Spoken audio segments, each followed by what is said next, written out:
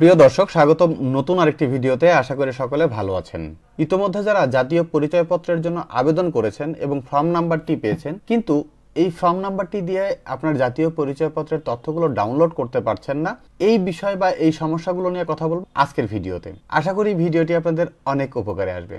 কথা না বাড়িয়ে চলুন মূল ভিডিওতে যাওয়া যাক। এর পূর্বে আপনি যদি আমার চ্যানেলের নতুন দর্শক হয়ে থাকেন, প্লিজ সাবস্ক্রাইব মাই চ্যানেল আর নতুন নতুন ভিডিওর আপডেট পেতে পাশে থাকা বেল আইকনটি প্রেস করে রাখুন।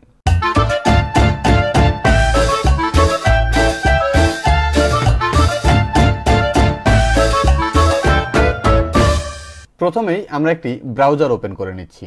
এরপরে এখানে এসে লিখব services.nidw.gov.bd।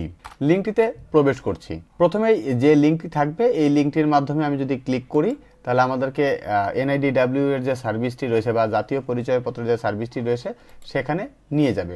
আমি লিঙ্কটি ডেসক্রিপশন বক্সে দিয়ে রাখবো আপনাদের সুবিধার্থে।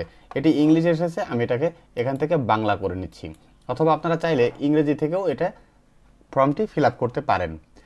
এখন দেখুন এখানে দুইটি অপশন রয়েছে, একটি হলো অ্যাকাউন্ট নেই, অন্যটি হচ্ছে নতুন নিবন্ধনের জন্য আবেদন। আপনার যদি জাতীয় পরিচয়পত্র না থেকে থাকে এবং আপনি যদি জাতীয় পরিচয়পত্র পাওয়ার জন্য প্রাপ্তবয়স্ক হয়ে থাকেন তাহলে আপনি নতুন আবেদন করবেন এখান থেকে। এই বিষয়ে একটি ভিডিও রয়েছে আমার চ্যানেলে, চাইলে সেখান থেকে এটি দেখে নিতে পারেন। তো আমাদের অ্যাকাউন্ট নেই, এই রেজিস্টার করুন অপশনে ক্লিক করছি। এখানে আসার পরে জাতীয় পরিচয়পত্রের নাম্বার অথবা ফর্ম নাম্বার, যেহেতু আমাদের জাতীয় পরিচয়পত্র নেই তাহলে আমাদের কাছে যেটি রয়েছে সেটি হলো ফর্ম নাম্বার।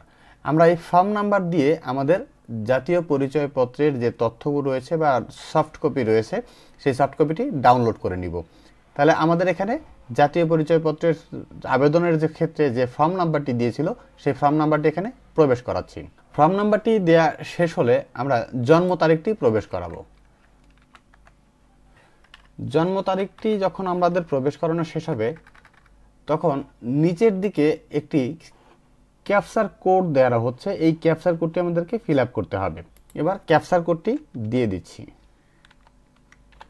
এরপর সাবমিট অপশনে ক্লিক করব। এখন দেখুন জাতীয় পরিচয়পত্র নাম্বার, ফর্ম নাম্বার বা জন্ম তারিখ ভুল দিয়েছেন।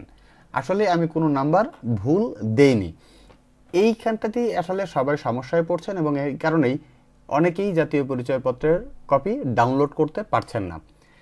এখানে ছোট্ট একটা ট্রিক্স রয়েছে, সেটি যদি আপনি ব্যবহার করেন তাহলে এই জাতীয় পরিচয়পত্রের নাম্বার দিয়েই আপনি সঠিকভাবে তথ্যগুলো ডাউনলোড করতে পারবেন। আপনার যে ফর্ম নাম্বারটি রয়েছে সেই ফর্ম নাম্বারটি 9 ডিজিটের। এই 9 ডিজিটের আগে আপনি বড় হাতের NID তারপর FN এই কথাটি লিখে দিবেন। এরপরে আপনার যে ক্যাপচার কোডটি আসছে সেই ক্যাপচার কোডটি পুনরায় আপনাকে ফিল আপ করতে হবে। আমি ক্যাপচার কোডটি পুনরায় দিয়ে দিচ্ছি। ক্যাপচার কোডটি দেওয়া শেষ হলে এই সাবমিট অপশনে ক্লিক করুন। এখন দেখুন আগে কিন্তু আপনাকে নোটিফিকেশন দিচ্ছিল যে আমি ভুল তথ্য দিয়েছি, কিন্তু এবার কিন্তু আমাকে বর্তমান ঠিকানা এবং স্থায়ী ঠিকানা এই দুটি ঠিকানা যাচাই করতে বলা হচ্ছে। তো প্রথমে আমরা জাতীয় পরিচয়পত্রের বর্তমান ঠিকানাটি দিয়ে নিচ্ছি। আমি বিভাগ সিলেক্ট করলাম, এরপরে জেলা সিলেক্ট করলাম, এরপরে আমরা থানাটি সিলেক্ট করলাম। বর্তমান ঠিকানা এবং স্থায়ী ঠিকানা সেম হওয়াতে আমি নিচে এসে স্থায়ী ঠিকানাটিও একইভাবে ফিল আপ করে দিচ্ছি।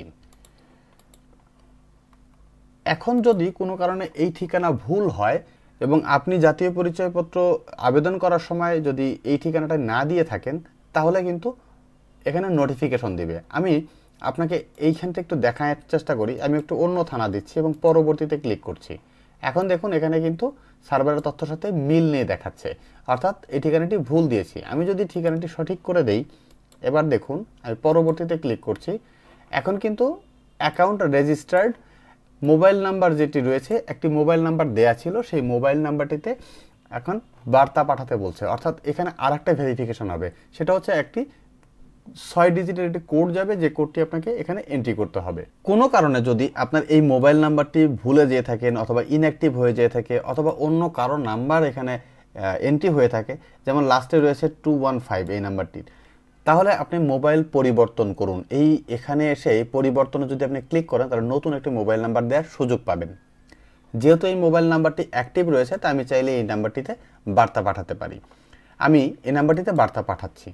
এখন বার্তা পাঠানোর পরে আপনাকে আরেকটা ভেরিফিকেশন করতে হবে। এটি তো হচ্ছে একটা কোড যাচাই করবেন, কোড যাচাই করার পরে বহালে ক্লিক করবেন। এই বহালে ক্লিক করার পরে আপনাকে কিন্তু এনআইডি ওয়ালেটের মাধ্যমে আপনার ফেস স্ক্যান করে সেখান থেকে আপনাকে যাচাই করে নিতে হবে এবং সেই যাচাইয়ের মাধ্যমেই কিন্তু আপনি এই এনআইডিটি ডাউনলোড করতে পারবেন। এই যাচাইটি কিভাবে করতে হয় সেই বিষয়টি নিয়ে একটি ভিডিও রয়েছে আমার চ্যানেলে, চাইলে সেখান থেকে সেটি দেখে নিতে পারেন। তো আমি ওই যাচাইয়ের অপশনটিতে যাচ্ছি না, শুধুমাত্র এখানে 6 ডিজিটের কোডটা দিয়ে বহালে ক্লিক করলেই আপনার এনআইডির ওয়ালেটে নিয়ে যাবে আপনাকে। আশা করছি আমার দেখানো যে পদ্ধতিটি রয়েছে সেই পদ্ধতির মাধ্যমে আপনি আপনার জাতীয় পরিচয়পত্রের সফট কপিটি ডাউনলোড করে নিতে পারবেন এবং এই ডাউনলোডকৃত কপি কিন্তু আপনি যে কোনো সরকারি কাজে বা নির্ধারিত যেসব ডকুমেন্টের কাজে ব্যবহার করতে হয় সেখানে আপনি ব্যবহার করতে পারবেন। আশা করছি ভিডিওটি আপনাদের উপকারে আসবে। যদি একটুও ভালো লেগে থাকে তাহলে অবশ্যই লাইক করে উৎসাহিত করবেন, শেয়ার করে আপনার প্রিয়জনকে দেখাতে ভুল করবেন না। নতুন কোনো বিষয় নিয়ে আবারও কথা হবে, ততক্ষণ পর্যন্ত ভালো থাকুন, সুস্থ থাকুন।